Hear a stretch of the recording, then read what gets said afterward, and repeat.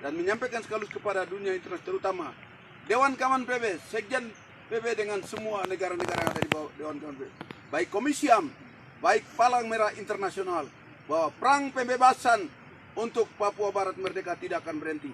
Ya. Konflik bersenjata berlanjut sampai Papua merdeka.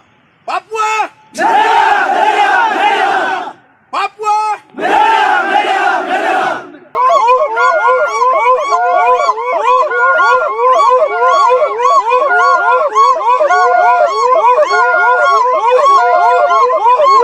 Bangkitlah!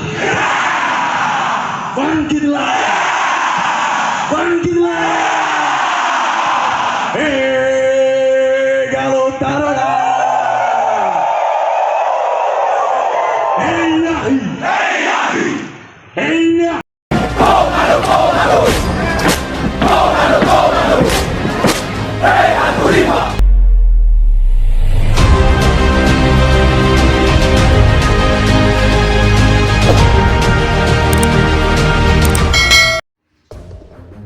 Sepak terjang Lamik Taplo, pimpinan KKB Papua yang jadi buron aparat seusai bakar 6 unit alat berat. Nama Lamik Taplo kini telah menjadi perhatian publik seusai dikabarkan turut memimpin KKB Papua.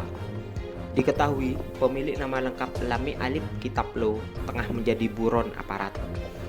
Hal itu dikarenakan Lamik Taplo telah membakar 6 unit alat berat di Pegunungan Bintang.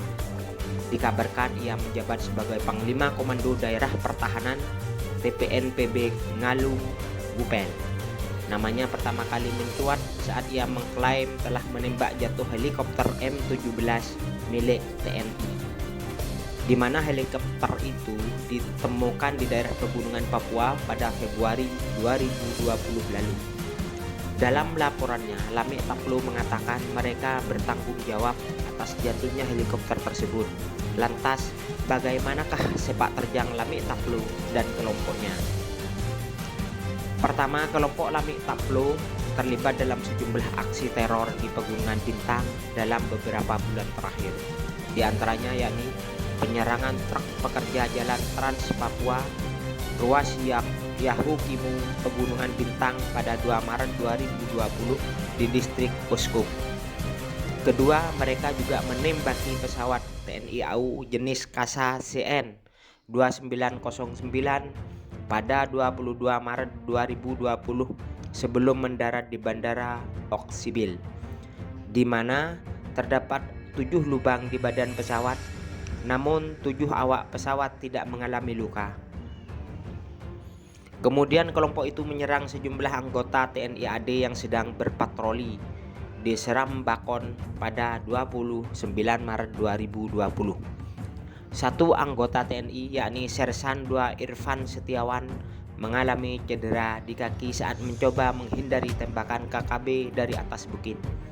Ketiga, pernah kelompok Lamik Taplo menyerang satuan tugas pengamanan perbatasan dari Batalion Infanteri 312 Kala Hitam di distrik Seram Bakon, Kabupaten Pegunungan Bintang pada Selasa 20 Oktober 2020. Dikabarkan dalam insiden itu ada 3 anggota TNI yang terluka.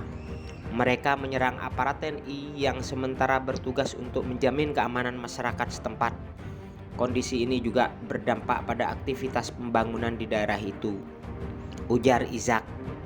Sementara itu, juru bicara Tentara Pembebasan Nasional Organisasi Papua Merdeka, Sebi Sambom, menyatakan pihaknya bertanggung jawab atas insiden penyerangan anggota Satgas Pamtas Yonif 312 KH di Seram Bakon.